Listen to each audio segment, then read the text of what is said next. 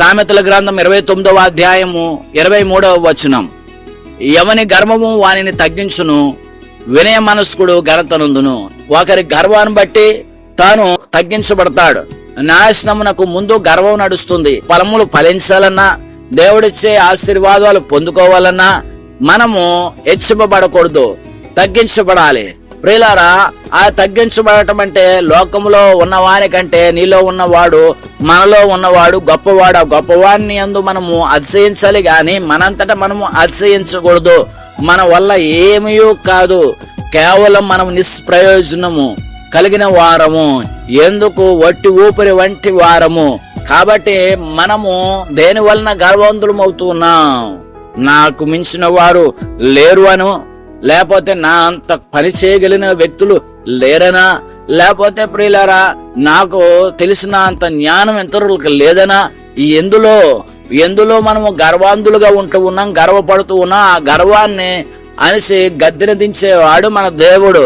కాబట్టి మనము గర్వాంధులుగా మనం ఉండకూడదు, వినయ మనస్కుడు కలిగి ఉండాలంట. వినయ మనస్కుడు అంటే ఇక్కడ చూడండి, యజమానుడి దగ్గర పనివాడు ఎలా ఉంటాడో, ప్రియులారా జీతం ఇస్తున్నాడు కాబట్టి వెళ్ళి యజమానుడు పని చెప్పగానే ఆయన ఎదురుగా చేతులు కట్టుకుని నిలబడతాడు.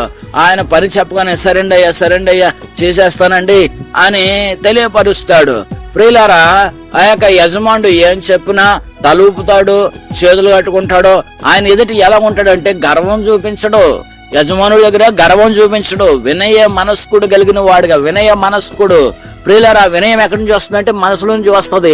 ఆ మనసులో ఆయన దగ్గర మనం ఎలా ఉండాలి, జాగ్రత్తగా ఉండాలి అని మనసులో అనుకుంటారు కాబట్టే ప్రియులారా ఆ విధముగా యజమానుడి దగ్గర వినయము కలిగి ఉంటారు. కాబట్టి మనుషుల దగ్గరే మనం విధేయత కలిగి ఉండటం కాదు ప్రియులారా. దేవుని ఎదుట దేవుడు మనకి యజమానుడై ఉన్నాడు, దేవుడు మనకు తండ్రి అయి ఉన్నాడు, దేవుడు మనకి రక్షకుడై ఉన్నాడు. దేవుడు పరమునకు చేర్చడానికి వచ్చిన మరి మన కొరకు చనిపోయి తిరిగి లేచి పరమునకు వెళ్లి మరలా పరలోకాన్ని తీసుకుపోవడానికి వస్తా ఉన్నాడు. కాబట్టి ఆయన యందు నీవు మరి వినయ మనస్కు కలిగి ఆయనకు ప్రార్థన చేస్తున్నప్పుడు మనము తగ్గించుకుని ప్రార్థన చేయాలి. పాటలు పాడుతున్నప్పుడు ఆత్మతో సత్యంతో ఆరాధన పాట పాడాలి. ప్రియులారా, వాక్యం వింటున్నప్పుడు కూడా ఆ వాక్యం నా కొరకు చెప్తూ ఉన్నారు, దేవుడు నా కొరకు ఏమి చెప్పబోతూ ఉన్నాడో, ఏ విషయాలు నాకు తెలియని వాటిని తెలియపరుస్తున్నాడో జాగ్రత్తగా ఉండు అని దేవుడు నన్ను ఎలాగ హెచ్చరిస్తా ఉన్నాడో అని సిద్ధపాటు కలిగి ప్రతి విషయమందును మనము మన జీవిత ప్రయాణం అంతా కూడా మన బ్రతుకు దినములన్నీ కూడా వినయ మనస్సుతో దేవుని సన్నిధిలో మనము నిలిచేవారుగా ఉండాలి.